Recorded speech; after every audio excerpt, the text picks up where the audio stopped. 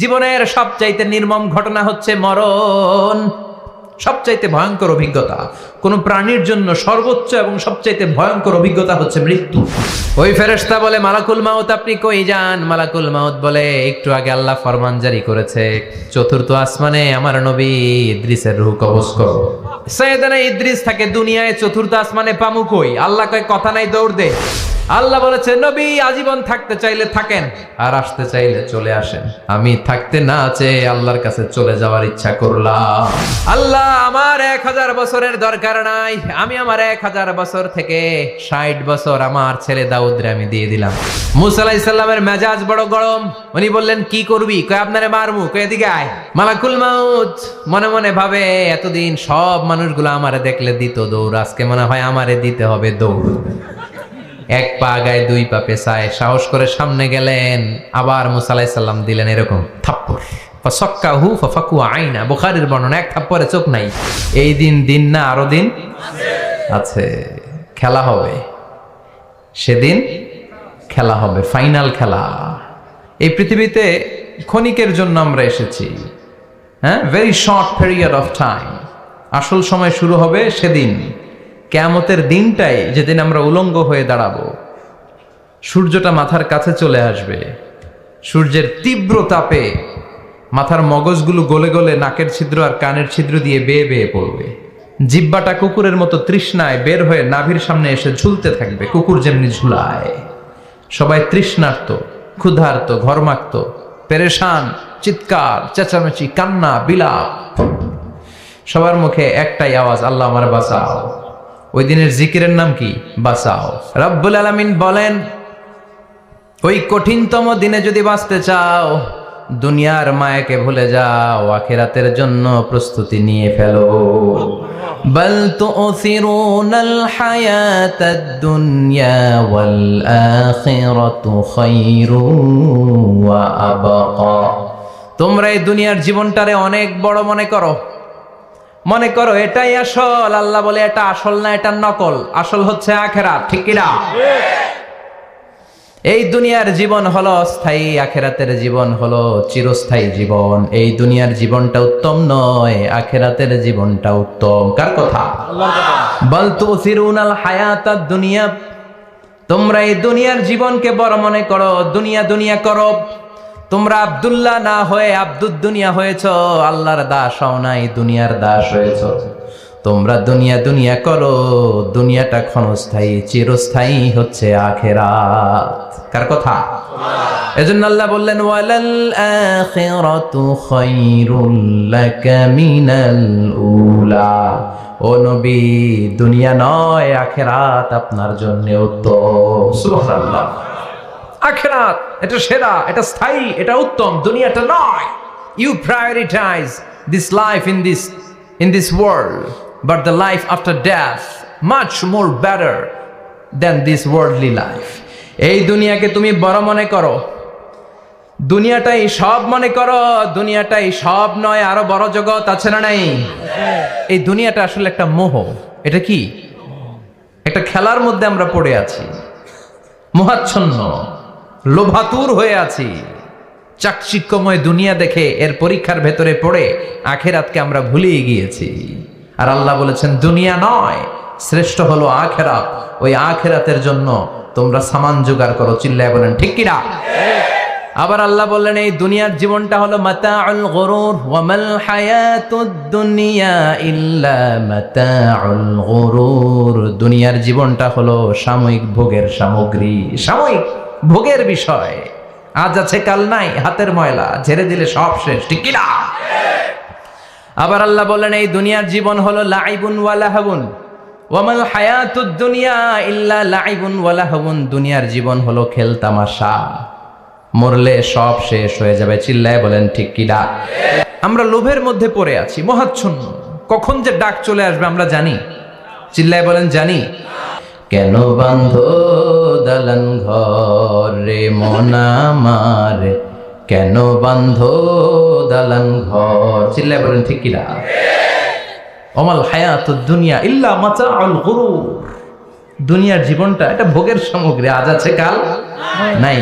কখন যে চলে যেতে হবে কেউ জানি না। আপনাদের এই মাহফিলে আসার আগ দিয়ে এই কিছু সামনে কি রাস্তা যেন বলে এটাকে, এই করুলিয়া বাস স্ট্যান্ডের এদিকেই আমার প্রাইভেট কার যখন যাচ্ছে, আমরা যখন যাচ্ছি, হুট করে আরেকটা গাড়ি এসে একজনকে ধাক্কা মারলো। হুন্ডা গেল একদিকে, সে গেল একদিকে। হঠাৎ দেখি মাথা দিয়ে ফিনকি দিয়ে রক্ত বেরোচ্ছে, আবছা অন্ধকার, গাড়ির আলোতে দেখা যাচ্ছে ফিনকি দিয়ে রক্ত, এরকম রাস্তার পাশ দিয়ে রক্ত বেয়ে বেয়ে পড়ছে। মুহূর্তের মধ্যে এক ধাক্কায় নাই। তার কত চিন্তা ছিল, কত প্ল্যান ছিল জীবন নিয়ে, সুন্দর সংসার করবে, বাবা মার মন মুখ খুশি করবে, সমাজের জন্য অনেক কিছু উপহার দিবে, সামনে নির্বাচন আসতেছে, এটা নিয়ে তার মাথায় টেনশন ছিল না? কে আসবে ক্ষমতায়, কত উৎসব, কত আমেজ, কিন্তু নাই, সব ভঙ্গ করে দিল কে? আজকে রাতে আমাদেরও এরকম ঘটতে পারে কি পারে না? এই মাহফিল থেকে সহি সালামতে বাসায় ফিরতে পারবো গ্যারান্টি লেটার আছে নাকি? আরো আধা ঘন্টা বাঁচবো গ্যারান্টি? আরো 10 মিনিট শ্বাস যেটা নিলাম এটা ফেলতে পারবো গ্যারান্টি? কথা বলেন। আমাল হায়াতুদ দুনিয়া ইল্লা মাতাউল গুরুর। আল্লাহ বললেন এটা ভোগের সামগ্রী। এই দুনিয়ার জীবন খেলতামাশার জীবন, মোহের জীবন, মোহের ভেতরে পড়ে আখিরাতকে তোমরা ভুলে গিয়েছো। দুনিয়া আসল নয়, আসল হলো আখিরাত, ঠিক কি না? এই দুনিয়ার জীবনটা হলো 4টা স্বর্ণের টুকরার 3টা লাশের মতো। মনোযোগ দিয়ে শুনবেন, কয়টা স্বর্ণের টুকরা? লাশ কয়টা?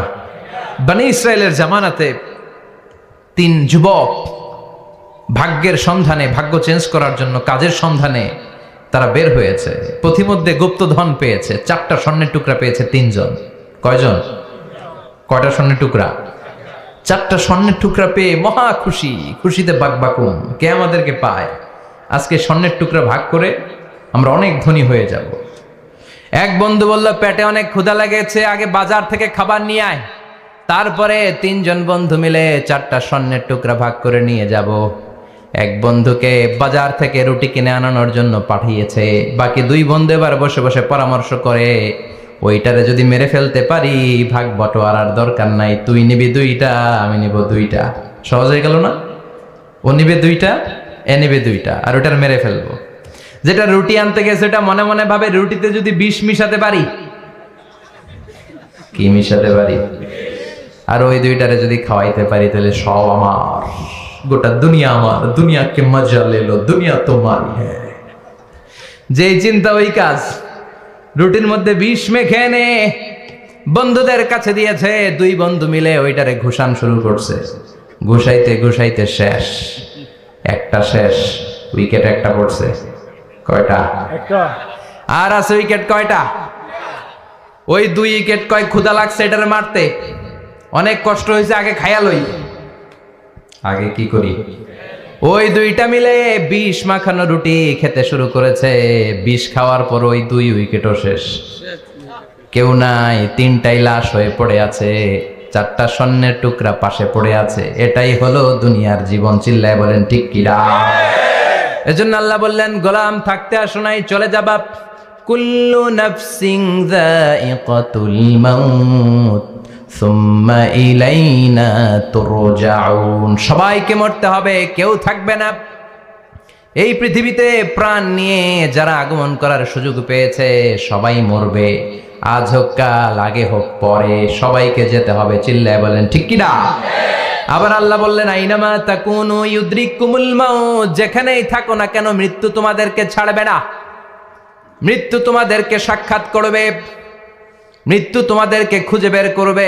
যদিও সুদূর আকাশ পানে, পালাও সেথায় লাগিয়ে সিঁড়ি। আকাশের উপরে যদি বিশাল সিঁড়ি লাগিয়ে 4র্থ আকাশে চলে যান, চাঁদের মধ্যে বাড়ি করেন, মঙ্গল গ্রহে বাড়ি করেন, ওই জায়গায় মালাকুল মাউত আপনারে খুঁজে পাবে না। চাঁদেও খুঁজে পাবে। মঙ্গল গ্রহে যদি যান, স্যাটেলাইট, আমাদের একটা বঙ্গবন্ধু স্যাটেলাইট চ্যানেল লঞ্চ করা হয়েছে না, ওইখানে গেলে তো আর নাই মালাকুল মাউত। কথা বলেন। আল্লাহ বললেন, ওয়াজাআত সাকরাতুল মাউত বিল হক। মৃত্যুর কষ্ট তোমাদের ছাড়বে না, যেখানেই তোমরা থাকো না কেন মৃত্যু ঠিকই তোমাদের পাকড়াও করবে। চিল্লায় বলেন ঠিক কিনা? আবার মৃত্যুর একটা নির্ধারিত সময় আছে, ওই সময় যখন আসে 1 সেকেন্ড আগেও আসে না, পরেও আসে না। কার কথা? লিকুল্লি উম্মাতিন আজালুন ফাইযা জাআ আজালুহা লা ইস্তাখিরুনা সাআতাও ওয়া লা ইস্তাকদিমুন। মৃত্যুর জন্য একটা নির্ধারিত টাইম আছে, টাইমটারে বেঁধে দিয়েছে কে? ওই টাইমটা যখন চলে আসে 1 সেকেন্ড আগেও আসে না, 1 সেকেন্ড পরেও আসে না, অন টাইম আসে। কিভাবে আসে? On time. কথা বলেন, সবাই বলেন অন টাইম।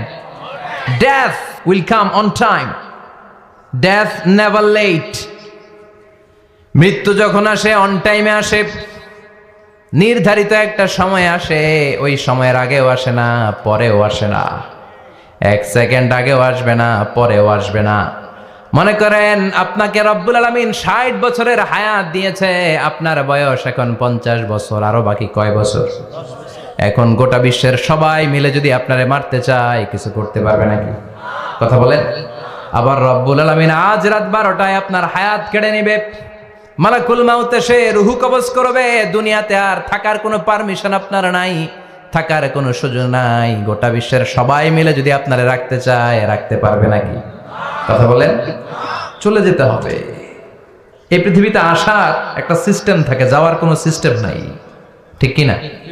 আসার সময় আগে আসছে আমার দাদা, তারপর আমার বাবা, তারপরে আমি, তারপরে আমার ছেলে, তারপরে আমার নাতি, তারপরে তার ছেলে, ঠিক কি না? তার মানে আসার একটা সিরিয়াল আছে, যাওয়ার কোনো সিরিয়াল আছে নাকি? কথা কন।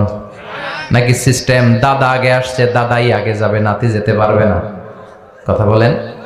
দাদার আগে নাতি মরে, এরকম আছে না নাই? মায়ের আগে মেয়ে যায়, আছে না নাই? মুরব্বী বাজানেরা বেঁচে থাকে, আমাদের মতো যুবক গুলো অ্যাক্সিডেন্টে মারা যায়, আছে না নাই? আবার অসুস্থরা বেঁচে থাকে, সুস্থরা মরে যায়, আছে না নাই? হাসপাতালে রোগীগুলো বেঁচে থাকে, ডাক্তার মরে যায়, আছে না নাই? উখিয়াতে তো ডাক্তার মরে না, দিকেও ডাক্তার মরে। ওনারা না বাঁচায় মানুষরে? আল্লাহ বাঁচায়, ডাক্তার হচ্ছে ওয়াসিলা। চিল্লা এখন ঠিক কিনা? তার মানে এই মরণের একটা সিরিয়াল, দুনিয়ার থেকে চলে যাওয়ার কোনো সিরিয়াল থাকে না, মরে যাওয়ার সিরিয়াল থাকে না, আসার একটা সিরিয়াল থাকে, যাওয়ার কোনো সিরিয়াল থাকে না। কি বলেন? জোরে বলেন। আবার চলে যাওয়ার কোনো ভরসা নাই, 1 সেকেন্ডের মধ্যে সব হয়ে যায়। একটা সঙ্গীত আছে না, 1 সেকেন্ডের নাই ভরসা, ভঙ্গ হবে রং তামাশা, চক্ষু বুঝিলে হায় রে দম ফুরাইলে। চিল্লায় বলেন ঠিক কিনা? হায় রে মানুষ রঙিন ফানুষ, দম ফুরাইলে তবু তো ভাই কারোরই নাই একটুখানি। কথা কয় না? হায় রে মানুষ রঙিন ফানুষ, রঙিন ফানুষ, হায় রে মানুষ। চিল্লায় বলেন ঠিক কিনা? যে কোনো সময় চলে যায়। এই গানের যিনি সিঙ্গার ছিলেন, আমরা তখন ছোট, ফিরোজ শাহ বা ফিরোজ শাহ নামের, 1 সেকেন্ডের নাই ভরসা, ভঙ্গ হবে রং তামাশা, চক্ষু বুঝিলে হায় রে দম ফুরাইলে। এই গানটা উনি গাইতে গাইতে স্টেজে মারা গিয়েছিলেন। দেখেন নাই? মুরব্বীরা জানবেন। তার মানে মৃত্যুর গান গেতে গেতেও অনেকে মৃত্যুবরণ করে, এরকম আছে না নাই? অনেকে খাওয়ার টেবিলে বসে মারা যায়, আছে না নাই? ফুটবলার ফুটবল খেলতে খেলতে মরছে, দেখেন নাই? ক্রিকেট খেলতে খেলতে মইরা যায়, আছে না নাই? রেসলিং খেলতে খেলতে মারা যায়, দেখেন নাই? হ্যাঁ, এরকম ভিডিও দেখা যায় যে প্রতিপক্ষকে রেসলিং খেলায় মারতে মারতে শেষ, এখনই জিতে যাবে, হঠাৎ করে তাকায় আছে, কিচ্ছু বোঝে না, হঠাৎ করে জমিনে উল্টে পড়ে যায়। রেফারি এসে মাটিতে বাড়ি মারে, আর লড়ে না, আছে না? রেফারি কি করে? মাটিতে বাড়ি মারে, এতক্ষণ সে জিতে যায়, এখন আর নড়েই না। তাকাতে তাকাতে দুনিয়া থেকে নাই। অনেক টেলিভিশনের নিউজ রিপোর্টার রিপোর্ট করতে করতে নাই, দম ফুরাইলে ঠুস শেষ হয়ে যায়। অনেকে অ্যাক্সিডেন্টে মরে, সড়ক দুর্ঘটনায়, অনেকে বিমান দুর্ঘটনায় মরে, আকাশে মরে না? অনেকে পানিতে ডুবে মরে, অনেকে আগুনে পড়ে মরে, অনেকে ক্রস ফায়ারে মরে, আছে না নাই? আবার অনেকে রাত্রিবেলা বিছানায় ঘুমোতে যায়, সকালে আর ওঠে না। কত ধরনের মরণ! আল্লাহ তুমি আমাদেরকে ভালো মরণ দিও, ইমানি মরণ দিও। ইমানের পথে অবিচল থেকে আমার মরণ যেন হয়। চিল্লায় পড়ে না আমিন? তার মানে কে কোথায় মরবো আমরা কেউ জানি নাকি? ওমা তাদরি নাফসুম বিআইয়ি আরদিন তামুত, কোন জায়গায় মরবা, কখন মরবা কেউ আমরা জানি না, কিন্তু মরবো সবাই জানি, ঠিক কি না? কুল্লু নাফসিন যায়িকাতুল মাউত, প্রত্যেকটি আত্মার মৃত্যুবরণ করতে হবে, এটা আমরা সবাই জানি। The most certain thing in life is death, but the most uncertain thing in our life is the time of death. এ জীবনের সবচেয়ে সুনিশ্চিত বিষয় হলো মরণ, সবচেয়ে অনিশ্চিত বিষয় হলো মরণের সময়। চিল্লা এখন, ঠিক কিনা? মরবো যে আমরা সবাই জানি, কিন্তু কোথায় মরবো আমরা কেউ জানি? জানি আমরা? সবাইকেই মরতে হয়, জন্মালেই মরতে হবে, চলে যেতে হবে, থাকা যাবে না। এটাই হলো পৃথিবীর পদ্ধতি। জীবনের সবচাইতে নির্মম ঘটনা হচ্ছে মরণ, সবচাইতে ভয়ঙ্কর অভিজ্ঞতা। কোন প্রাণীর জন্য সর্বোচ্চ এবং সবচাইতে ভয়ঙ্কর অভিজ্ঞতা হচ্ছে মৃত্যু। এবং এত ভয়ঙ্কর অভিজ্ঞতা, এই অভিজ্ঞতাটা কারো কাছে শেয়ার করে যাওয়া যায় না। মরার সময় কেউ বলে যেতে পারছিল আমার মরতে এমন লাগছে, কইতে পারছে? কেমন লাগছে বলতে পারে? বলা যায় না। তার আগেই চলে যেতে হয়। শৈশব, কৈশোর, যৌবন, বার্ধক্য, প্রৌঢ়ত্ব, হ্যাঁ, বয়সের ছাপ, কালো চুল দাড়ি সাদা হয়ে যাওয়া, দাড়ি চুলের শুভ্রতা, দুর্বলতা। This is the circle of life. ছোট্ট ছিলাম, বড় হলাম, সিঙ্গেল ছিলাম, ডাবল হলাম, তারপরে বাবা হলাম, তারপরে শ্বশুর হলাম, তারপরে নানা হলাম, তারপরে চলে যেতে হবে। This is the circle of life. চিল্লায় বলেন ঠিক কিনা? এই যে মুরব্বীরা, দাড়ি পাকা মুরব্বী যারা আছে, আপনারা কি মনে করছেন মায়ের পেট থেকে এরকম মুরব্বী হয়ে বেরিয়েছিল? কিরকম বের হয়েছিল? তারাও ওয়া ওয়া করেছে। এরাও ফিডার খাইতো, এই চাচারা খায় নাই?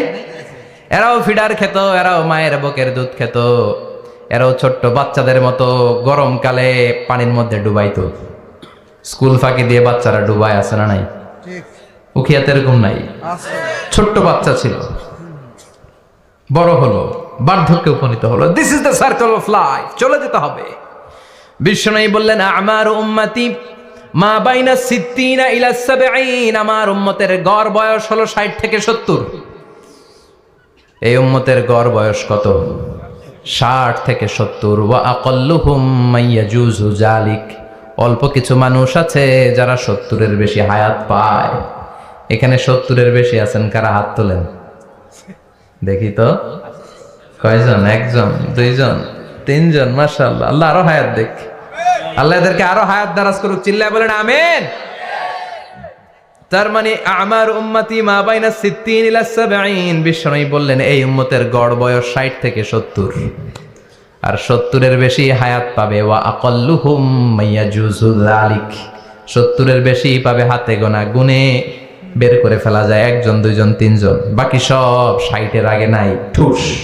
চিল্লা এখন ঠিক কিনা? বাংলাদেশের গড় হায়াত কত মানুষের? 60। বিশ্বনবীর কথার সাথে মিলে গেছে। চিল্লায় পড়েন সুবহানাল্লাহ। এই জন্য বিশ্বনবী বলেন এই যে মুরব্বীদের দাড়ি পাকে, এই যে রাস্তায় অ্যাক্সিডেন্ট হয়, এই যে ক্যান্সারে আক্রান্ত হয়ে লোকজন মারা যায়, তার উপরেও কি টনক নড়ে না? এরপরেও কি বিবেকে ধরে না যে তোমাকে চলে যেতে হবে? আকসিরু যিকরা হাযিমিল লাযযাত, জীবনের সব স্বাদকে পানসা করে দেয় ওই মরণকে স্মরণ করো। মরণকে স্মরণ করলে জাহান্নাম বরণ করা লাগে না। চিল্লায় বলেন ঠিক কিনা? আবার আল্লাহ বললেন গোলাম, স্পেশাল একজন ফেরেশতা আমি মরণের জন্য সিলেক্ট করলাম, নাম মালাকুল মাউত। তাকে আমরা আজরাইল বলে চিনি। এই মালাকুল মাউত তার বাহিনী নিয়ে নির্ধারিত টাইমে গোটা বিশ্বের সব মানুষের রূহ কবজ করে। অন টাইম নাকি দেরি করে? মালাকুল মাউত আগেও আসে না, পরেও আসে না। সুবহানাল্লাহ পড়েন। সাইয়েদনা সুলাইমান আলাইহিস সালামের ওনার এক ওয়াজির ছিল, মন্ত্রী। ওই মন্ত্রীকে নিয়ে উনি বৈঠক করতেন। ওনার সময় উনি মালাকুল মাউতের সাথে বৈঠক করতেন। শুনতেছেন? আপনাদের মনোযোগ আছে তো? উনি বৈঠকে বসেছেন, মালাকুল মাউতও বসা, ওয়াজিরও বসা। হঠাৎ মালাকুল মাউত ওয়াজিরের দিকে বড় বড় চোখ করে তাকাচ্ছে। বড় বড় চোখ করে তাকানোতে ওয়াজির ভয় পেয়েছে। হঠাৎ মালাকুল মাউত চলে গেল। ওয়াজির বলে, ও সুলাইমান আলাইহিস সালাম, এই যে লোকটা বড় বড় চোখ করে আমার দিকে তাকালো, এটা কে? সাইয়েদনা সুলাইমান বলে, হাদা মালাকুল মাউত। যে বর্ণনাটা বলছি এটা হাদিস না, এটা হচ্ছে ইসরাইলিয়া। জিউস ট্রেডিশন, কোরআন হাদিসের সাথে কোনো দ্বন্দ্ব নাই, তাই বর্ণনা করা যাবে। বিষ্ণু বলেছেন বাল্লিগু আন্নি ওয়ালাউ আয়া, আবার বলেছেন ওয়া হাদ্দিসু আন বনি ইসরাঈল ওয়ালা হারাজ, বনি ইসরাইলের ট্রেডিশন বর্ণনা করো, জিউস ট্রেডিশন বর্ণনা করো, এতে কোনো সমস্যা নাই। ওয়াজির বলে ও সাইয়েদনা সুলাইমান, বড় বড় চোখ করে যে তাকালো লোকটাকে। সাইয়েদনা সুলাইমান বলে হ্যাঁ দা মালাকুল মাউত, এটা মৃত্যুর ফেরেশতা। ওয়াজিরের কলিজায় পানি নাই, এটা কি ফেরেশতা? শুনে তো পিলে চমকে গিয়েছে, কয় কি মালাকুল মাউত তো আমার চিনে ফেলাইছে, বাড়ি চিনে ফেলছে, আমার খবর আছে। সাইয়েদনা সুলাইমান আলাইহিস সালাম জিনদেরকে দিয়ে কাজ করাতেন, মেঘমালাকে দিয়ে কাজ করাতেন, বিশাল সিংহাসন নিয়ে পৃথিবীর প্রাচ্য থেকে পাশ্চাত্যে ঘুরে বেড়াতেন। সাইয়েদনা সুলাইমানকে ওয়াজির বলে ও সুলাইমান, মেঘমালাকে আদেশ করে দেন, আমি আর এই ফিলিস্তিনের ভূখণ্ডে থাকতে চাই না, আকাশের মেঘমালার উপরে আমারে বসিয়ে দেন, আর বলে দেন আমারে নিয়ে যেন আকাশের মেঘমালা হিন্দুস্তানের ওই দূর পর্বতে রেখে আসে, আকসা আল হিন্দ, হিন্দের সবচেয়ে দূরবর্তী জায়গায় যেন আমারে রেখে আসে। সাইয়েদনা সুলাইমান বললেন আকাশের মেঘ যাও, আমার ওয়াজিরকে নিয়ে হিন্দুস্তানের একটা উপদ্বীপে রেখে আসো। রেখে আসা হলো, কিছুক্ষণ পর মালাকুল মাউত সাইয়েদনা সুলাইমানের কাছে হাজির। সাইয়েদনা সুলাইমান বললেন ও মালাকুল মাউত, কই ছিলা? কই একটু আগে হিন্দুস্তান থেকে আপনার ওয়াজিরের রূহ কবজ করে আসছি। সুবহানাল্লাহ পড়েন। এটা আবার কেমন কথা, তুমি ওইখানে গেলা কেন? কয় রব্বুল আলামিন কিছুক্ষণ আগে আমার কাছে পয়গাম পাঠিয়েছে, যাও সাইয়েদনা সুলাইমানের ওয়াজিরের রূহটা কবজ করো। কবজ করার জায়গা হলো হিন্দুস্তানের উপদ্বীপ। কোন জায়গায়? মালাকুল মাউত এসে দেখে সুলাইমান নবীর সাথে মিটিং করে। ওয়াজির কার সাথে মিটিং করে? সুলাইমান নবীর সাথে। কিন্তু ফরমানে লেখা রূহ কবজ করতে হবে কোথায়? হিন্দুস্তানে। সুবহানাল্লাহ কইবেন না? এজন্য বড় বড় চোখ করে আমি তাকিয়েছি, আর মনে মনে ভাবলাম টাইম তো নাই, কারণ মৃত্যু তো অন টাইমে হতে হয়, এখনই ওর রূহ কবজ করতে হবে। কেমন করে ওইখানে যাবে আমি জানি না, আমি আগে চলে যাই। মালাকুল মাউত চলে গেল, যে দেখে ওই জায়গায় ওয়াজিরও হাজির, সাথে সাথে রূহ কবজ করে আল্লাহর কাছে চলে গিয়েছে। পড়েন সুবহানাল্লাহ।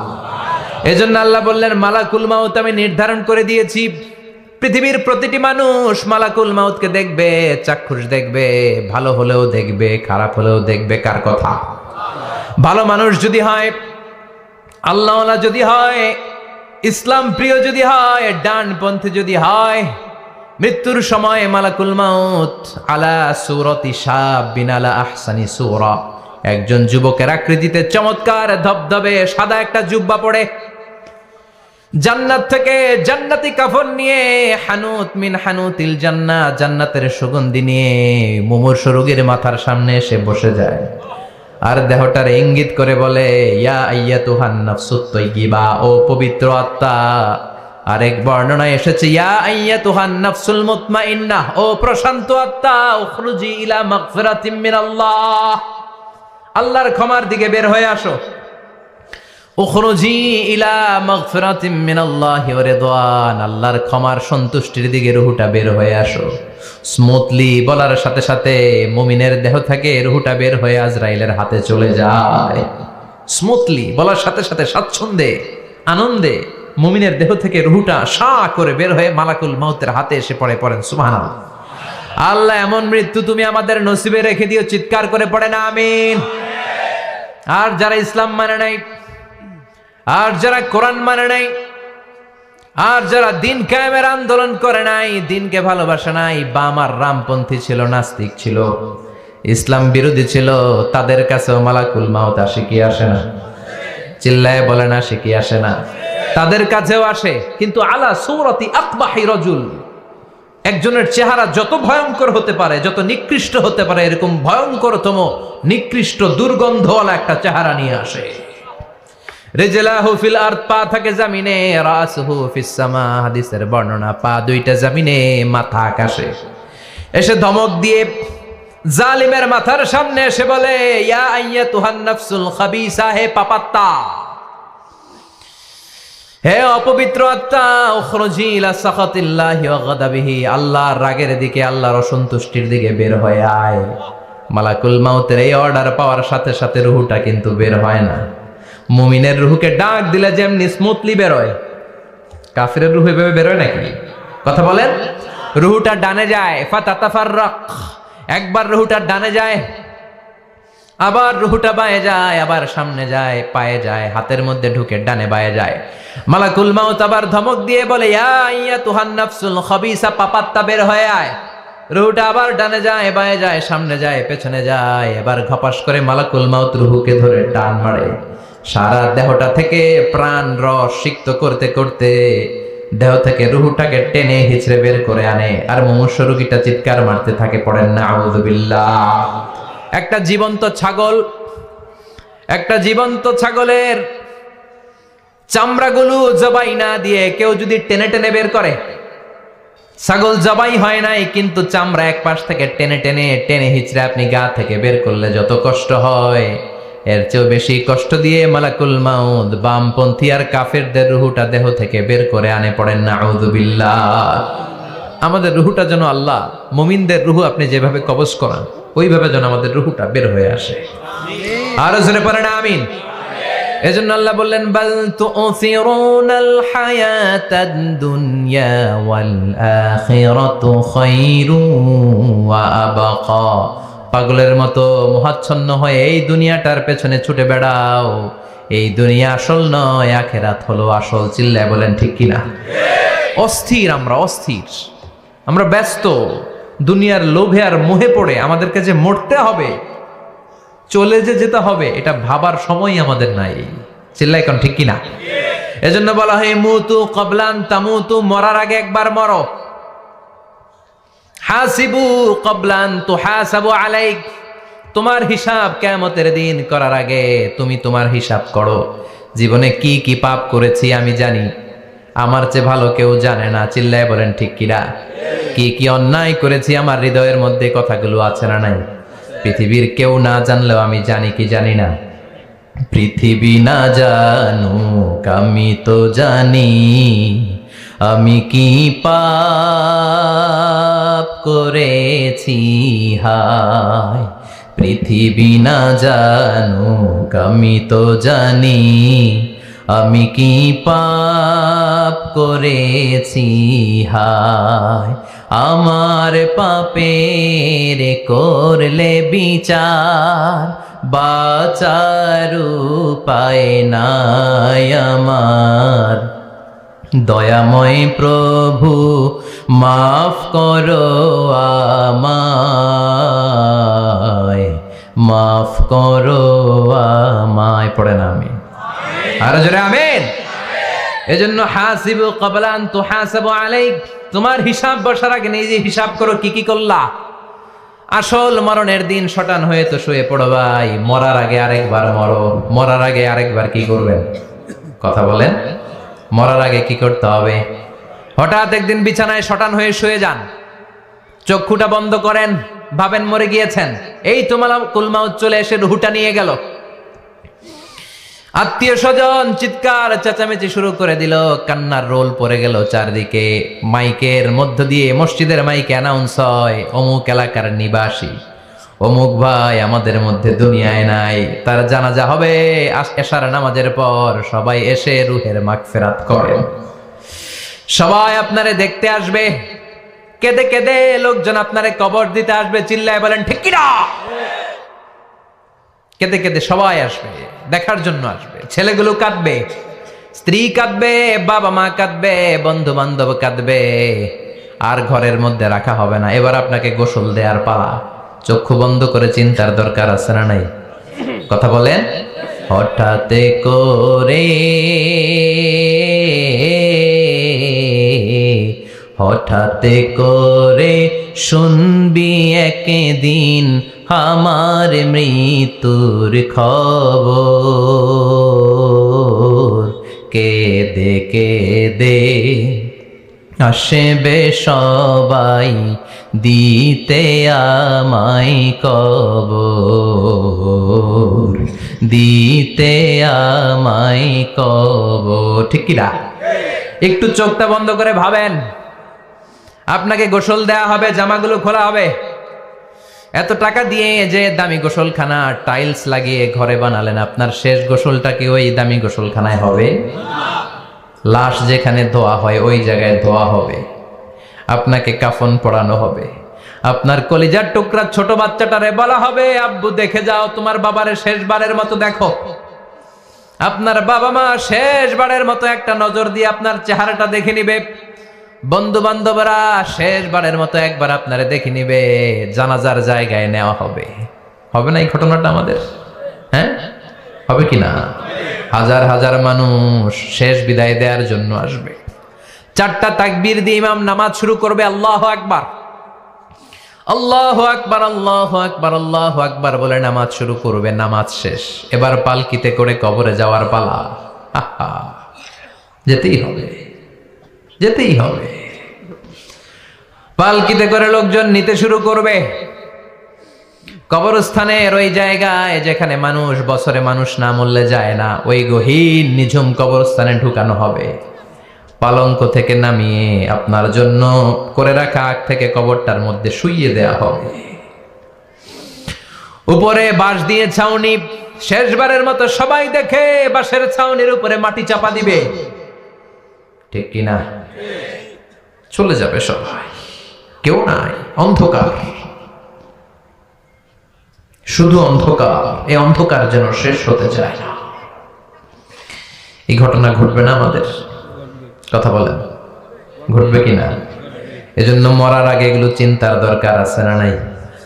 মরার আগে আরেকবার মরার দরকার আছে না নাই?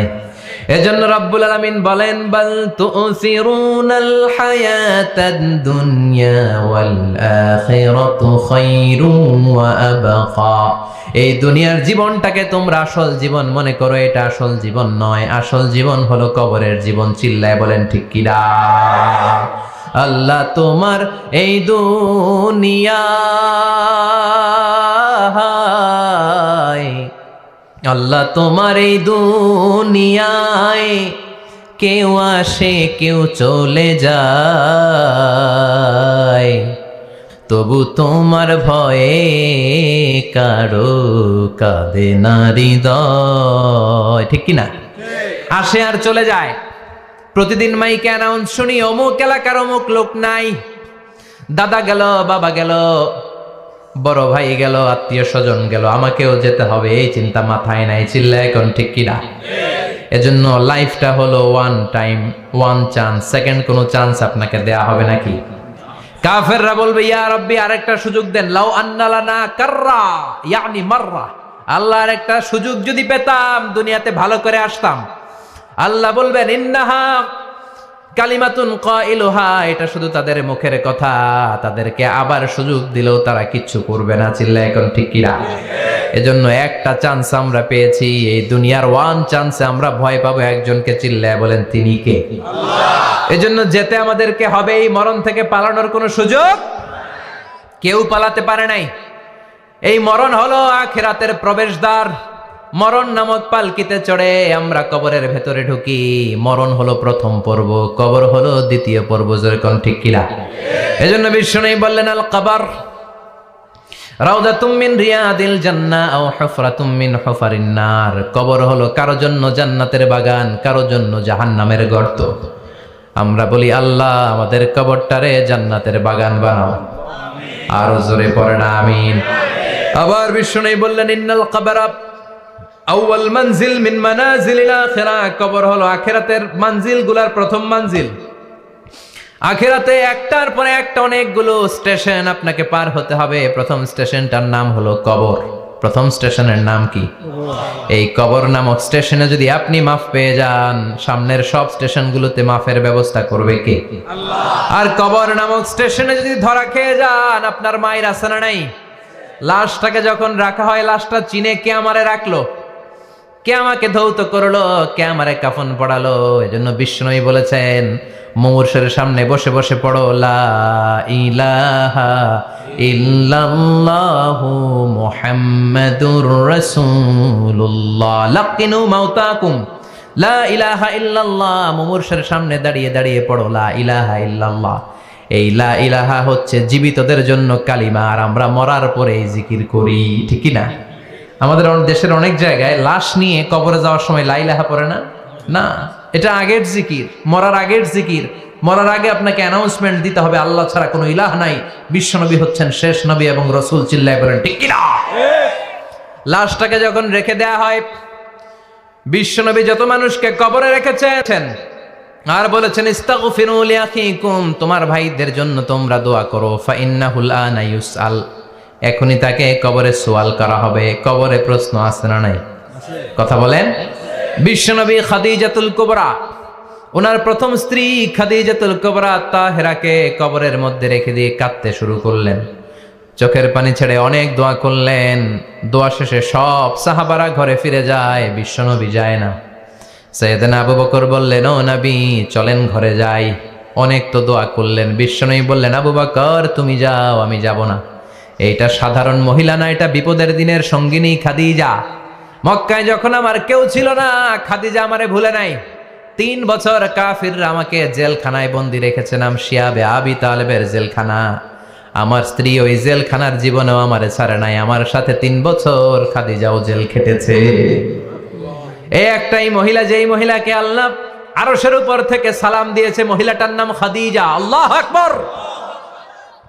আমার সব সন্তান আল্লাহ খাদিজার পেট থেকে দিয়েছে।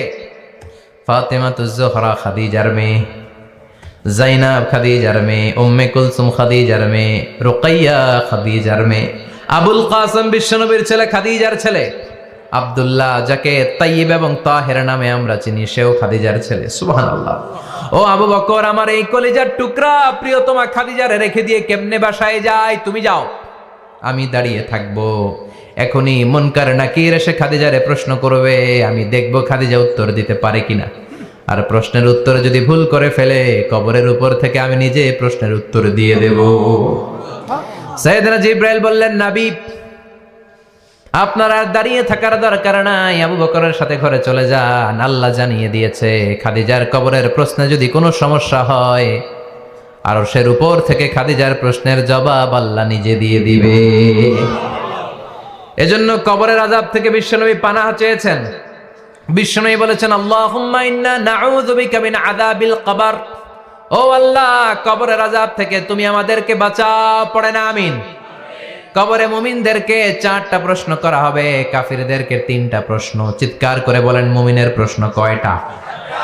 আর জোরে বলেন। প্রথম প্রশ্ন, মার রব্বুক, তোর রবের নাম কি? আমরা কি বলবো? আল্লাহ আমারে রব, এই রবি আমার সব, দমে দমে তনু মনে তারি অনুভব। আল্লাহ আমারে রব, এই রবি আমার সব। পড়েন আমিন। দ্বিতীয় প্রশ্ন, আমার দিন, উত্তর দিনের নাম কি? ধর্মের নাম কি? তৃতীয় প্রশ্ন, মান হাযার রাজুল, এই লোকটাকে কে? আমরা বলবো মুহাম্মদ সাল্লাল্লাহু। 3টা প্রশ্নের উত্তর যখন আপনি কবরে করে দিতে পারবেন, অতিরিক্ত একটা প্রশ্ন, ওয়ামা ইলমুক, এই যে 3টা প্রশ্নের উত্তর পাল্লা, কেমন করে উত্তর জানলা? কোত্থেকে শিখেছো? নকল করে আনছো কাফনের কাপড়ে? পরীক্ষার হলে নকল আছে না নাই? হাতে নকল আছে না? পায়ে নকল, মুজার ভিতরে নকল আছে না নাই? মোবাইলে নকল আছে না নাই? নকল থেকে আল্লাহ তুমি বাঁচাও। আরো আসতে কোনা আমি। কিভাবে জানলা? কেমন করে 3টা প্রশ্নের উত্তর শিখলা? What is the source of your knowledge? তথ্যসূত্র কি? আপনাকে বলতে হবে, আমি যেই কিতাবটা থেকে শিখেছি কিতাবটার নাম কি?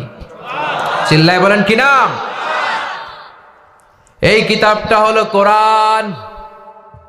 আপনাকে বলতে হবে, কোরআন থেকে আমি শিখেছি, বিশ্বনবীর হাদিস থেকে আমি শিখেছি। 4টা প্রশ্নের উত্তর যখন পারবেন, ফেরেশতারা বলবে, আহলান সাহালান, খোশ আমদেদ, কংগ্রেচুলেশন, বাহ বাহ, তুমি তো চমৎকার পেরেছো। ফায়ুফসাহু লাহু কবরুহু ৭০ যিরাআন, মুমিন বান্দার কবরটা ৭০ হাত লম্বা করে দেয়া হবে। ইফতাহু লাহু বাবুন ইলাল জান্নাহ, জান্নাতের দিকে তার কবর থেকে একটা দরজা বানিয়ে দেয়া হবে। জান্নাতের সুঘ্রাণ ঠান্ডা বাতাস এসে তার কবরের ভিতরে ঢুকতে শুরু করবে। ইলবাসু লিবাস মিন আহলিল জান্নাত, জান্নাতীদের পোশাক তার গায়ের মধ্যে পরিয়ে দেয়া হবে। আল্লাহু আকবার। আর বলা হবে, নাম কানাউমিল আরুস, বাসর রাতে বর যেমনি কনেকে নিয়ে ঘুমিয়ে যায়, তুমিও একটা ঘুম দাও। আলহামদুলিল্লাহ পড়ে মুমিন বান্দা আনন্দের একটা ঘুম দিবে। ইসরাফিলের সিংগার আওয়াজ ছাড়া পৃথিবীর কোনো কিছুই তার এই ঘুম ভাঙতে পারবে না। আল্লাহ আমরাও যেন সেদিন কবর একটা মজার ঘুম দিতে পারি, তুমি তৌফিক দাও। জোরে পড়েন আমিন।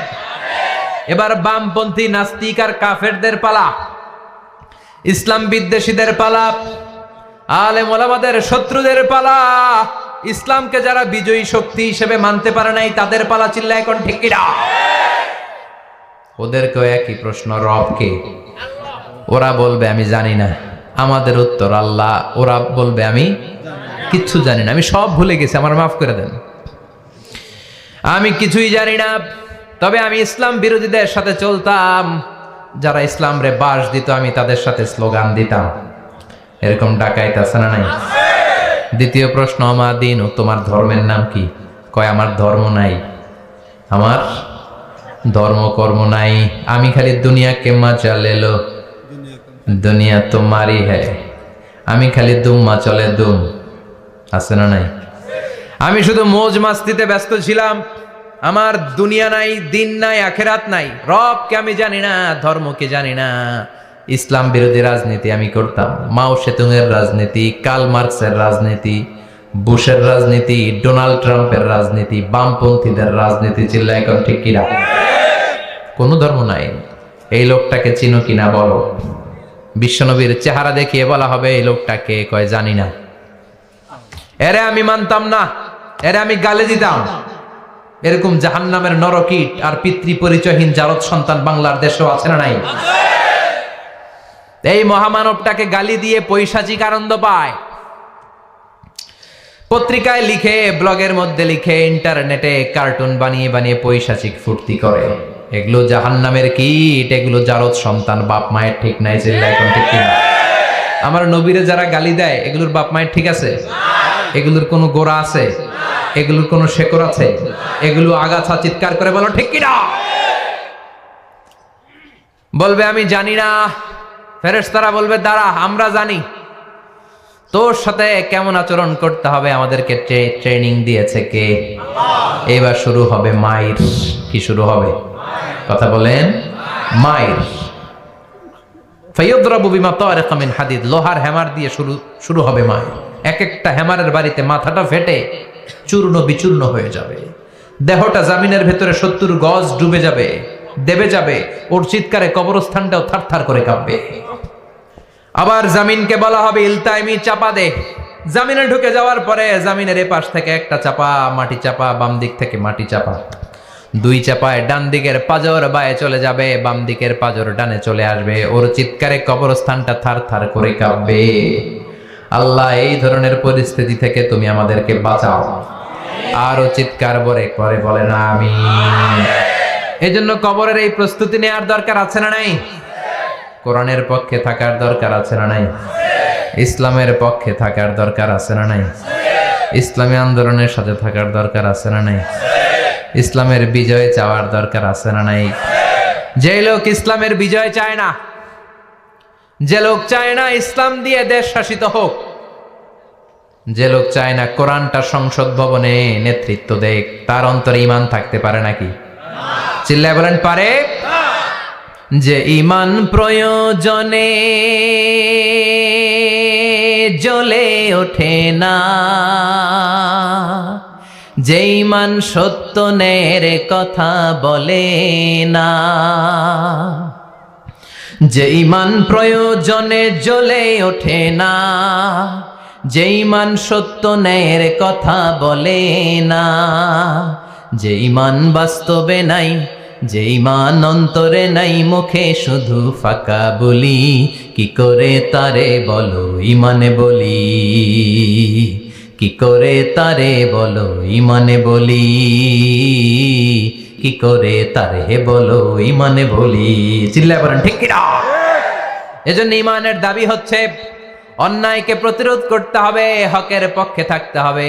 কোরআনের রাজনীতি নিজ চোখে দেখে ইসলামকে সংসদ ভবনের উপরে কালিমার পতাকা পতপত করে দেখার স্বপ্ন অন্তরে থাকতে হবে। চিল্লায় এখন ঠিক কিনা? এটাই তো মুমিন, যে ইসলামকে বিজয়ী শক্তি হিসেবে দেখতে চায়, যে কোরআনের আইন চায়, যে কোরআনের রাজ চায়। চিল্লায় বলেন ঠিক কিনা? এজন্য আমরা আল্লাহর কাছে কামনা করি, আল্লাহ তুমি আমাদেরকে ঈমানের মৃত্যু দাও, তুমি আমাদেরকে কবরের সব প্রশ্নগুলো সহজ করে দাও। পড়ে না আমিন। আরো জোরে পড়েন আমিন। এজন্য আল্লাহ বললেন বাল তুসিরুনাল হায়াতাদ দুনিয়া ওয়াল আখিরাতু খায়রু ওয়া আবাকা। ও আমার গোলাম, দুনিয়ার এই জীবনটাকে তোমরা আসল জীবন মনে করো। এই জীবন কিন্তু আসল জীবন না, আসল জীবন হলো আখিরাতের জীবন। কোন ঠিক কিনা? এই জন্য মৃত্যু থেকে যতই পালাও, পালিয়ে বেঁচে থাকতে পারবা নাকি? পারা যাবে? চিল্লায় বলেন। কোন নবীরা পারছে? আদম আলাইহিস সালাম মৃত্যু থেকে বেঁচে গেছে না? মরছে? উনি পৃথিবীর একমাত্র মানুষ যিনি জানতেন যে উনি কতদিন বাঁচবেন। সুবহানাল্লাহ পড়েন। উনি জানতেন উনি কতদিন বাঁচবেন। কেন আল্লাহ জানালেন? এর কারণ মৃত্যু কি এটা উনি জানেই না, কেমনে মরে দেখেই নাই, কষ্ট কি জানে না। আমরা আমাদের দাদাকে মরতে দেখেছি, বাবাকে মরতে দেখেছি, মামাকে মরতে দেখেছি, মরণের কত কষ্ট আমরা দেখি, এজন্য ভয় আছে না নাই? আদম আলাইহিস সালামের দাদা আছে নাকি? বাবা, মামা, খালু, শালা আছে? নাই।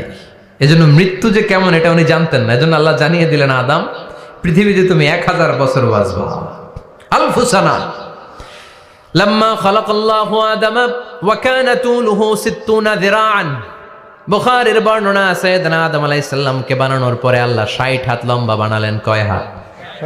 জোরে বলেন, আরো জোরে। 60 হাত লম্বা। এরপরে ওনার ঔরসে পৃথিবীতে যত নারী আসবে, পুরুষ আসবে রূহের জগতে, সবগুলো রূহকে বসিয়ে দিলেন বৈঠকে। সুবহানাল্লাহ। বিশাল কনফারেন্স রুম। আমরাও ছিলাম না? আমাদের রূহটাও ছিল। সাইয়েদনা আদম বললেন, আল্লাহ এরা কারা? আল্লাহ বললেন, আদম এগুলো সব তোমার সন্তান। সাইয়েদনা আদম অবাক দৃষ্টিতে, অপলক নয়নে নিজের সন্তানদের রূহগুলো দেখতেছিলেন। দেখতে দেখতে হঠাৎ একটা রূহকে ভালো লেগে গেল। বললেন, আল্লাহ এটা কার রূহ? আল্লাহ বললেন, এটা দাউদ আলাইহিস সালামের রূহ। পড়েন সুবহানাল্লাহ। আল্লাহ এটাকে দেখতে বড় ভালো লাগে, কার রূহ? এটা তোমার ছেলে নবী হবে, নবী দাউদের রূহ। কাম উমরু, আল্লাহ দুনিয়াতে সে কয়দিন বাঁচবে? আল্লাহ বললেন, 40 সানা, 40 বছর। কয় বছর? সাইয়েদনা আদম বললেন, মাবুদ আমার এত সুন্দর কলিজার টুকরা সন্তান দাউদ আলাইহিস সালামকে দুনিয়াতে মাত্র 40 বছর আপনি কেন দিলেন? আল্লাহ প্রথম মানুষ এবং নবী হিসেবে আপনার কাছে ফরিয়াদ করি, আমার ছেলে দাউদের বয়স বাড়ায়া দেন। আল্লাহ কয়, না, হাযা ক্বাদ কুতিবা, এটা লেখা হয়ে গেছে। রুফিআতিল আকলাম ওয়া জাফফাতিস সুহুফ, লিখে ফেলছি, কলম শুকায় গেছে, কালি শুকায় গেছে, এটা চেঞ্জ করা যাবে?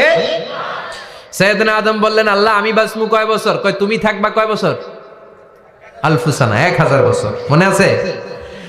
আল্লাহ আমার 1000 বছরের দরকার নাই, আমি আমার 1000 বছর থেকে 60 বছর আমার ছেলে দাউদরে আমি দিয়ে দিলাম। আদম আলাইহিস সালামের 1000 বছর থেকে 60 বছর যদি দান করে দেয়, ওনার আর কত রইল? 940। আর 60 বছর যদি দাউদ নবীর 40 বছরের সাথে যোগ দেয়া হয়, উনি পেলেন কয় বছর? 100।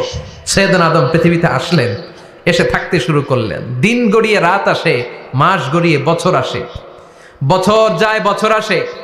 ঠিক 940 বছর পর মালাকুল মাউত আদম আলাইহিস সালামের কাছে আসলেন।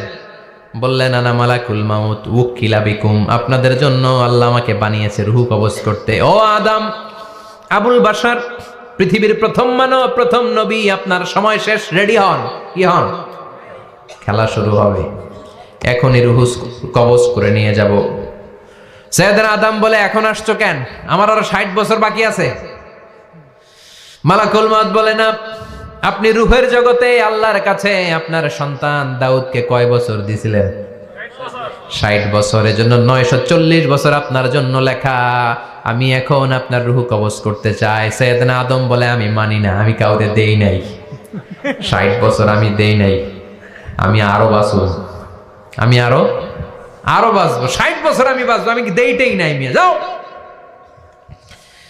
মালাকুল মাউত আল্লাহর যে বলে, আল্লাহ দেয় নাই বলে, আসলে ভুলে গেছে। আসলে আফাতুল ইলমি আন নিসিয়ান, মানুষ ভুলে যায়, মানুষ বড্ড ভুলে যায়। আমরা অনেক সময় খাইয়াও কই খাই নাই। অনেক কিছু আপনি দিছিলেন কিন্তু ভুলে যাই, গলার নিচ দিয়ে নামার পরে কই তুমি কিচ্ছু দাও নাই। আছে না নাই? নাসিয়া আদম ফানাসিয়া বানু, আদম আলাইহিস সালাম ভুলে গেছেন, তাই আমরাও ভুল করি, ঠিক কিনা? এজন্য আমাদের নেতারাও বলে এটা দেব ওটা দেব, নির্বাচনের পর সব ভুলে যায়। আছে না নাই? ওই যে আদম আলাইহিস সালাম ভুলছে, আমরাও ভুলে যাই। ওনাদের দোষ কি? ভুলে যায়, বেমালুম ভুলে যায়। আল্লাহ বললেন মালাকুল মাউত আর জোরাজুরি করো না। 940 নয়, ঠিক 1000 বছর পরে আদমের কাছে যাবা। আমি আমার আদমের ভাগ্যে এই জিনিসটাই রেখে দিয়েছিলাম রে মালাকুল মাউত। আমি আগ থেকে এটাই রেখেছি, আমি জানতাম সে ভুলে যাবে। চিল্লা এখন সুবহানাল্লাহ। তার মানে পৃথিবীর সবচাইতে লম্বা মানুষ, 60 হাত লম্বা, এক লাফ দিলে আধা মাইল চলে যাইতেন। সুবহানাল্লাহ। কি লম্বা মানুষ, থাকতে পারছে? কথা নাই, ঘুমে ধরছে? শেষ করে দেই। হ্যাঁ, আরো কয়েক মিনিট চলবে? চলবে চলবে। তাকবীর দেন, লিল্লাহে তাকবীর। আদম আলাইহিস সালাম চলে গেলেন। ওনার পরের নবী ইদ্রিস আলাইহিস সালাম, উনি মরে নাই। ইদ্রিস আলাইহিস সালাম মরছে, কে বলছে? উনিও মরেছেন। তবে ওনার মৃত্যুর আজীব এক ঘটনা আছে, অনেক লম্বা কথা। এক ফেরেশতার সাথে ওনার বন্ধুত্ব হয়েছিল। বলেছিলেন আমি আকাশ দেখতে চাই, আল্লাহর কাছে অনুমতি চাই। আল্লাহ বলল ঠিক আছে, ইদ্রিসকে আকাশে ঘুরাও। প্রথম আকাশে ঘুরলেন, দ্বিতীয় আকাশে ঘুরলেন, তৃতীয় আকাশে ঘুরলেন, চতুর্থ আকাশে ঘুরলেন। ইন দ্য মিন টাইম চতুর্থ আসমানে মালাকুল মাউত পৃথিবীর দিকে নেমে আসছিল। ওই ফেরেশতা বলে মালাকুল মাউত আপনি কই যান? মালাকুল মাউত বলে একটু আগে আল্লাহ ফরমান জারি করেছে, চতুর্থ আসমানে আমার নবী ইদ্রিসের রূহ কবজ করো। সুবহানাল্লাহ। আমি বললাম আল্লাহ আপনার পাঠানো নবী সাইয়েদনা ইদ্রিস থাকে দুনিয়ায়, চতুর্থ আসমানে পামু কই? আল্লাহ কয় কথা নাই, দৌড় দে।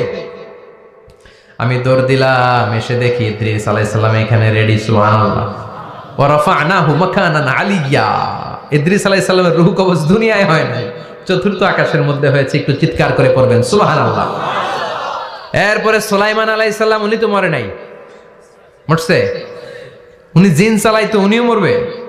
শক্তিশালী একজন নবী ছিল। উনি মালাকুল মাউতকে বলেছিলেন মালাকুল মাউত আমার মৃত্যুর সুয়াইয়া, সামান্য কিছু আগে আমারে বইলো, আমার একটা কাজ আছে।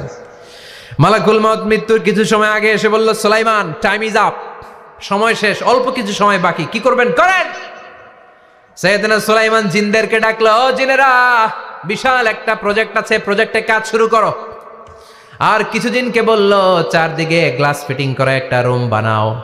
সাইয়েদনা সুলাইমান আলাইহিস সালাম গ্লাস ফিটিং করা রুমের ভেতরে ঢুকলেন। এই রুমে ঢুকার দরজা নাই, হাতে একটা লাঠি নিলেন। কি নিলেন? লাঠির মধ্যে ভর করে দাঁড়িয়ে রইলেন আর জিনদের দিকে তাকিয়ে রইলেন। জিনেরা এত বদমাশ ছিল, সাইয়েদনা সুলাইমান দাঁড়িয়ে না থাকলে কাজ করতো না। ছিল ফাঁকিবাজ। কি ছিল? দাঁড়ায় না থাকলে আজও লোকজন কাজ করতে চায় না, ঠিক কিনা? মালিক দাঁড়ায় থাকলে ঠিকই কাজ হয়ে যায়। সুলাইমান আলাইহিস সালাম লাঠির মধ্যে ভর দিয়ে দাঁড়িয়ে রইলেন আর বললেন কাজ করো। জিনেরাও কাজ শুরু করলো। ওদিকে মালাকুল মাউত এসে বলে, ও সুলাইমান সময় তো শেষ। সুলাইমান বলে সমস্যা নাই, রূহ কবজ করেন। উনি লাঠির মধ্যে ভর দিয়ে দাঁড়িয়ে রইলেন। গ্লাস ফিটিং করা রুমের ভিতরে কোরআন সাক্ষী। মালাকুল মাউত ওইভাবে লাঠিতে ভর দেওয়া অবস্থায়, দাঁড়ানো অবস্থায় সাইয়েদনা সুলাইমান আলাইহিস সালামের রূহ কবজ করে নিলেন। উনি এমন ভাবে দাঁড়িয়েছেন, রূহ চলে গেল, লাশ হয়ে দাঁড়িয়ে রইলেন। লাঠির মধ্যে দাঁড়িয়ে আছেন, জমিনের মধ্যে লুটিয়ে পড়ে নাই। সুবহানাল্লাহ। জিনগুলো দূর থেকে ভাবলো বস তো দাঁড়ায় আছে। কে দাঁড়ায় আছে? জিনেরা মনে করছে বস দাঁড়ায় আছে, কাজ করতে হবে। করতে করতে পুরা প্রজেক্টের কাজ শেষ। ইন দ্য মিন টাইম ঝিঝি পোকা, উই পোকা, যেই পোকা কাঠ খেয়ে ফেলে, এই কাঠ খাওয়ার পোকা সুলাইমান আলাইহিস সালাম লাঠির ভেতরে ঢুকে লাঠিও খেয়ে ফেলেছে। সাইয়েদনা সুলাইমান আলাইহিস সালাম ধপাস করে জমিনে পড়েছে। আর জিনেরা কয় হায় হায়, খালি খালি কাম করছে এতদিন। সুবহানাল্লাহ কইবেন না? সুলাইমান আলাইহিস সালাম বাঁচতে পারেন, চলে গেলেন। মুসা আলাইহিস সালাম মরছে? উনি মরবে কেন? উনি তো খালি মারে। মরছে? এক থাপ্পড়ে ফেরাউনের বাবুর্চি নাই। মুখের আগে হাত চলতে কয়েকজন, এর মধ্যে মুসা আলাইহিস সালাম আছে না নাই? মালাকুল মাউত মানুষের আকৃতিতে অনুমতি না নিয়ে ঘরের ভেতরে ঢুকে গেল। ঢুকে বলে আনা মালাকুল মাউত, আমি মৃত্যুর ফেরেশতা। তো কি চাও? জিতু আন আকবাদা রূহাক, আপনার রূহ কবজ করতে আসছি। কিন্তু মুসা আলাইহিস সালাম দেখতেছেন দিব্য একজন মানুষ, কি দেখে? আবার সালাম দেয় নাই, অনুমতি নিয়েও ঢুকে নাই। ও মিয়া, অনুমতি নিয়ে ঘরে ঢোকার দরকার আছে না নাই? মুসা আলাইহিস সালামের মেজাজ বড় গরম। উনি বললেন কি করবি? কয় আপনারে মারমু। কয় এদিকে আয়। মালাকুল মাউত মনে মনে ভাবে, এতদিন সব মানুষগুলো আমারে দেখলে দিত দৌড়, আজকে মনে হয় আমারে দিতে হবে দৌড়। এক পা আগায় দুই পা পেছায়, সাহস করে সামনে গেলেন। আবার মুসা আলাইহিস সালাম দিলেন এরকম থাপ্পড়। ফাসাক্কাহু ফাফাকু আইনা, বুখারীর বর্ণনা, এক থাপ্পড়ে চোখ নাই। ঠিকই মালাকুল মাউত দৌড়, এক দৌড়ে আল্লাহর কাছে। আল্লাহ বললেন রাখো, এটা মুসা আলাইহিস সালাম, তার মেজাজ বড্ড গরম, আমাকে কথা বলতে হবে। আল্লাহ বললেন মুসা, বুখারীর বর্ণনা, গরুর পিঠের উপর হাত রেখে দাও। রাখা হলো। তোমার হাতের নিচে গরুর যত পশম, প্রত্যেক পশমের বিনিময়ে এক এক বছর করে হায়াত বাড়িয়ে দিলাম। মুসা আলাইহিস সালাম অনেক চালাক নবী, উনি বললেন আল্লাহ, আমার হাতের নিচে যদি গরুর 2000 পশম থাকে, তার মানে 2000 বছর হায়াত বাড়িয়ে দিলেন, কিন্তু এক্সট্রা হায়াত যখন শেষ হয়ে যাবে এরপরে কি হবে? আগে ওইটা বলেন। আল্লাহ বললেন সুম্মাল মাউত, তারপরে তো মুসা মরতেই হবে, আসতেই হবে। সাইয়েদনা মুসা আলাইহিস সালাম বললেন ফাল আনা, তাহলে আর দেরির দরকার নাই, এখনই আমি আপনার কাছে চলে যেতে চাই। মালাকুল মাউত মুসা আলাইহিস সালামের রূহ নিয়ে উড়াল দিলেন। সুবহানাল্লাহ। বাঁচতে পারছে? বিশ্বনবী মরে নাই, উনি ইন্তেকাল করেছেন। চিল্লা এখন ঠিক কিনা? ইন্তেকালের আগে বিশ্বনবী প্রচন্ড অসুস্থ হলেন। মা আয়েশারে ডেকে বললেন, আয়েশা, মনে হয় আমি বাঁচবো না। ওই যে খায়বার বিজয়ের দিন, খায়বার দুর্গ বিজয় করার পরে এক ইহুদি মহিলা আমার দাওয়াত দিয়েছিল। ওই দাওয়াত খেতে যাওয়ার পরে গোশতের মধ্যে বিষ মাখানো হয়েছিল রে আয়েশা। ওই বিষ মাখানো খাসির গোশত খেয়ে যে ব্যথা আমার পেটে উঠেছিল, আজ আবার সেই ব্যথা উঠেছে। বিশ্বনবী ওই বিষ খাওয়ানো গোশতের কারণে ইন্তেকাল করেছেন। তার মানে বিশ্বনবী শাহীদ। জামা আল্লাহু বাইনা নবুওয়া ওয়া শাহাদা, আল্লাহ বিশ্বনবীকে শুধু নবী বানায় নাই, শহীদ হিসেবে কবুল করেছে। সুবহানাল্লাহ কবেন না? প্রচন্ড অসুস্থ, উনি ছাড়া মসজিদে নববীতে কেউ ইমামতি করার সাহস পায় না। বিশ্বনবী বললেন আবু বকর তুমি যাও, আবু বকরও যায় না। বিশ্বনবী বললেন পানি আনো। বিশ্বনবী পানি দিয়ে ওযু করলেন। ওযু করে কয়েকজন সাহাবীকে ধরে উঠতে চাইলেন, আবার ধপাস করে বেহুশ হয়ে পড়ে যায়। বিশ্বনবী উঠতে পারে না। আবার বললেন ঠান্ডা পানি আনো। পানির ভেতরে বিশ্বনবী 2 হাত ঢুকিয়ে দিয়ে ঠান্ডা ভিজা হাত দিয়ে চেহারার মধ্যে মাসে করলেন আর বললেন ইন্নালিল মাউতিলা সাকারাত, হায়রে মৃত্যুর কি যন্ত্রণা, হায়রে মৃত্যুর যে কি কষ্ট। ও মিয়া, বিশ্বনবী যদি মৃত্যুর কষ্টে কাতরায়, আমাদের অবস্থা কি? আমাদের নসিবে কি আছে? আল্লাহ তুমি বাঁচাও, পড়ে না আমিন। বিশ্বনবী কাঁদছেন, সাহাবারা একের পর এক দেখতে আসে, কান্নার রোল পড়ে গেল চারদিকে। বিশ্বনবীর কলিজার টুকরা নয়নের পুটুলি সাইয়্যিদাতুনা ফাতিমা বিশ্বনবীর কান্না সহ্য করতে পারে না। বিশ্বনবীকে ধরে মা ফাতিমা, সাইয়্যিদাতুনা ফাতিমা বিলাপ করা শুরু করে দিলেন, চিৎকার দিয়ে কান্নাকাটি শুরু করে দিলেন আর বললেন ওয়া কুরবাবা, ওয়া কুরবাবা, হায় হায় আমার বাবার কি কষ্ট, আহা আমার বাবার কি কষ্ট হচ্ছে। বিশ্বনবী বললেন ফাতেমা তুমি কেঁদো না, আমার কষ্ট আজকের পরে আর থাকবে না, আজকে তোর বাবার সব কষ্ট বন্ধ হয়ে যাবে। কি যেন কানে কানে বললেন, ফাতেমা আরো কেঁদে দিল। আবার কানে কানে কি যেন বললেন, ফাতেমা হেসে দিল। বিশ্বনবীর ইন্তেকালের অনেক পর মা আয়েশার কাছে ফাতেমা বললেন, আমি যখন প্রথমে কেঁদেছিলাম আব্বা বলেছিল আমি আর বাঁচব না রে ফাতেমা। আবার কানে কানে একটা কথা বলার পরে হেসেছিলাম, আব্বা বলেছিল আমার পরে আমার পরিবার বর্গের মধ্য থেকে সর্বপ্রথম তোমার সাথে আমার দেখা হয়ে যাবে রে ফাতেমা। অল্প কয়েক মাসের ব্যবধানে সাইয়্যিদাতুনা ফাতেমা উনিও ইন্তেকাল করলেন। বিশ্বনবী শোয়া থেকে উঠতে পারে না। এক সাহাবীকে দেখলেন মেসওয়াক করছে। বিশ্বনবী মেসওয়াকের দিকে তাকিয়ে রইলেন। বিশ্বনবীর নিথর দেহটা পড়ে আছে। আয়েশারা যে বলবে আয়েশা মেসওয়াক দাও, বলতে পারে না। মা আয়েশা বুঝতে পেরে মেসওয়াক আনলেন, বিশ্বনবীকে মেসওয়াক করিয়ে দিলেন। এবার বিশ্বনবী বললেন, ও আবু বকর শোনো, আল্লাহ আমাকে অপশন দিয়েছে। কি দিয়েছে? আল্লাহ বলেছে নবী আজীবন থাকতে চাইলে থাকেন, আর আসতে চাইলে চলে আসেন। আমি থাকতে না চেয়ে আল্লাহর কাছে চলে যাওয়ার ইচ্ছা করলাম। সাইয়েদনা আবু বকর কান্না জুড়ে দিলেন। বিশ্বনবী বললেন, আসসালাত আসসালাত, ও আমার উম্মতেরা নামাজ তরক করো না। ইন্তেকালের আগে বললেন নামাজ ছেড়ে দিও না। আর বললেন ওয়ামা মালাকাত আইমানুকুম, তোমাদের অধীনস্থ কর্মচারীদের সাথে খারাপ আচরণ করো না। ঘাম শুকানোর আগে পয়সা দিয়ে দিও। আর হাত দুটো উঁচু করে বললেন আল্লাহুম্মা ইলার রাফিকিল আলা, ও ও আল্লাহ আমি আপনার কাছে যেতে চাই। এই কথাটা বলে বিশ্বনবীর হাত দুইটা ধপাস করে জমিনে পড়ে গেল, বিশ্বনবীও চলে গেলেন। থাকতে পেরেছে কেউ? চিল্লায় বলেন। এজন্য আমরা আল্লাহর কাছে ইমানই মৃত্যু চাই। কি মৃত্যু? আমরা উত্তম মৃত্যু চাই। চিল্লায় বলেন কি মৃত্যু? এজন্য মরণের আগে ইমান নিয়ে মরার দরকার আছে না নাই? বিশ্বনবী দোয়া করতেন, আল্লাহুম্মা রযুকনা হুসনাল খাওয়াতিম, ও আল্লাহ আমাদের শেষটা যেন ভালো হয়। শেষ কথা বলি, এদিকে তাকান, মনোযোগ আছে? বলতেন আল্লাহুম্মা রযুকনা হুসনাল খাওয়াতিম, ও আল্লাহ আপনি আমাদেরকে ইমানের মৃত্যু দেন, আমাদের শেষটা ভালো করেন। কারণ সব ভালো তার শেষ ভালো। জানেন না এটা আপনারা? সব ভালো তার শেষ ভালো। আজীবন ইসলামের পক্ষে, আজীবন নামাজি মুত্তাকি, মরার আগে কাফের হয়ে মরে, এরকম আছে না নাই? মরার আগে শাহবাগের মঞ্চে উঠে ভাষণ দেয়, ভাইয়েরা আমার, আছে না নাই? আবার আজীবন কাফের, ইসলামের বিরোধী, ইন্তেকালের আগে কালিমা পড়ে সব মাফ করায়, আছে না নাই? বিশ্বনবীর শ্বশুর আবু সুফিয়ান, নাম শুনছেন? বদরের যুদ্ধে বিশ্বনবীর বিরুদ্ধে, মক্কায় বিশ্বনবীরে ঘুমাতে দেয় নাই, উহুদের যুদ্ধে বিশ্বনবীর সাথে ফাইট, খন্দকের যুদ্ধে বিশ্বনবীর সাথে মারামারি, আহজাবের যুদ্ধে কিলাকিলি, সারাটা জীবন বিশ্বনবীর সাথে মারামারি, মক্কা বিজয়, কালিমা পড়ে মুসলমান হয়েছে।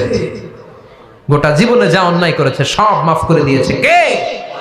এজন্য আমরা আল্লাহরে বলি, আল্লাহ কালিমাটা পড়তে পড়তে যেন আমরা মরতে পারি। চিৎকার করে পড়ে না আমিন। জিহাদের ময়দানে এক সাহাবা যুদ্ধ করতে লাগলেন। বুখারীর বর্ণনা, যুদ্ধ করতে করতে কাফেরদেরকে মারতে মারতে, হাদিসের ভাষ্য লা ফাযা ওয়ালা শাযা ইল্লা ইয়াদরিবুহা বিসাইফি, তার সামনে যত কাফের আসে সে কচুকাটা করে। অন্য সাহাবীরা খুশি হয়ে যায়, অন্য সাহাবীরা বলে আজকের সব সওয়াব এই সাহাবী পেয়ে যাবে। কিন্তু বিশ্বনবী হঠাৎ করে একটা কথা বললেন, ওই কথা শুনে সাহাবীরা অবাক। বিশ্বনবী বললেন, হুয়া ফিন্নার, ও জাহান্নামে যাবে। কই যাবে? জিহাদের ময়দানে এক মুজাহিদ সাহাবী কাফিরদেরকে মেরে শেষ, কিন্তু বিশ্বনবী বললেন কই যাবে? কথা কয় না। এক সাহাবী কয়, ঘটনা কি? এত বড় মুজাহিদ ফি সাবিলিল্লাহ কেন জাহান্নামে যাবে? আমি লুকিয়ে লুকিয়ে দেখি।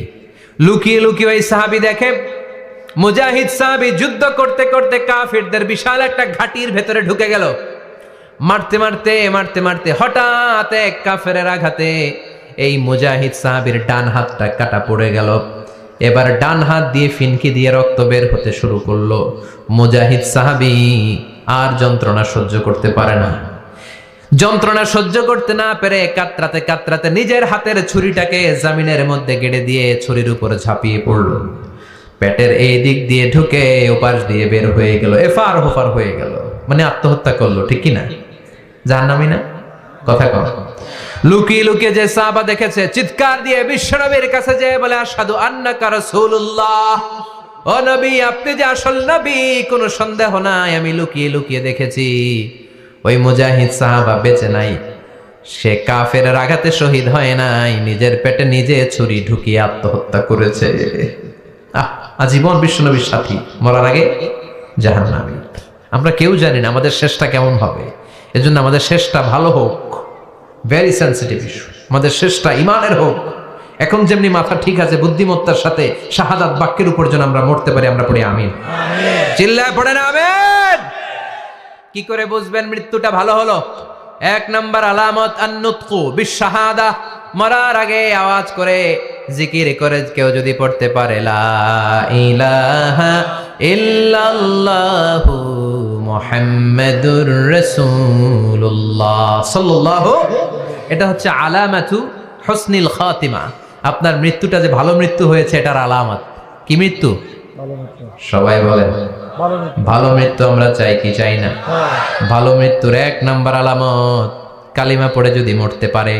বিশ্বনবী বলেন, মান কানা আখিরু কালামিহি লা ইলাহা ইল্লাল্লাহ, যে ব্যক্তির সর্বশেষ কথাটা হবে, বাক্যটা হবে লা ইলাহা ইল্লাল্লাহ, দাখালাল জান্নাহ, সে জান্নাতি হয়ে যাবে। সুবহানাল্লাহ পড়েন। এরপরে বিশ্বনবী বললেন, আল মুমিনু ইয়ামুতু বিজাবি ইরকিল জাবিন, মুমিন যখন মারা যায় তার কপাল ঘেমে যায়। সুবহানাল্লাহ পড়েন। হাত ঘামে না, পা ঘামে না, মুমিনের কপাল ঘামে। সুবহানাল্লাহ। এজন্য কেউ মারা গেলে কপালের মধ্যে হাত দিবেন, দেখবেন ওই ঘামের মধ্যে একটা জান্নাতি ঘ্রাণ আছে। সুবহানাল্লাহ। আল্লাহ, আমরা যখন মরে যাব আমাদের কপালটা যেন এরকম ঘেমে যায়। আমিন পড়েন আর জোরে আমিন। আল মুমিনু ইয়ামুতু বিআরাকিল জাবিন, মুমিন মারা গেলে তার কপাল ঘামে। কপাল ঘামলে বুঝতে হবে এটা ভালো মৃত্যু, ইমানি মৃত্যু। চিল্লায় বলেন ঠিক কিনা?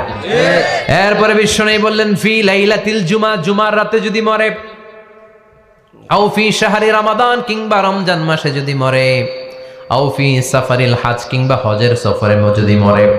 বাংলার জমিন থেকে অনেক হাজিরা হজ করতে যায়, অনেকে ওইখানে যে আরাফাতের ময়দানেও মারা যায়, এরকম হাজি আছে না নাই? খুশনসিব, এটা খুশনসিব। আলহামদুলিল্লাহ পড়েন। এরপরে বিশ্বনবী বললেন মাউতু শাহাদা, আল্লাহর রাস্তায় জিহাদ করে কালেমার বাণীকে উপরে তুলে ধরার জন্য কেউ যদি শাহাদাতের বাণী, শাহাদাতের পেয়ালা পান করে, শাহাদাতের মৃত্যুর চাইতে ভালো মৃত্যু আর হতে পারে না।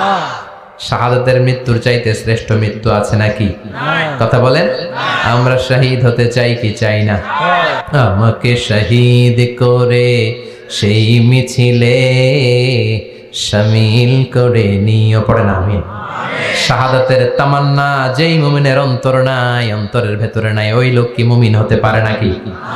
মান সাআলাল্লাহ শাহাদা, বিশ্বনবী ফরমান, যে ব্যক্তি আল্লাহর কাছে শাহাদাতের মৃত্যু চায়, বাল্লাগাহুল্লাহু মানাজিলাশ শুহাদা ওয়া ইন মাতা আলা ফিরাশিহি, তার কাছে শাহাদাত অন্তর থেকে কামনা করে রব্বুল আলামিন ওই ব্যক্তিকে শাহাদাতের মর্যাদায় নিয়ে যাবেন, যদিও সে বিছানায় পড়ে পড়ে মারা যায়।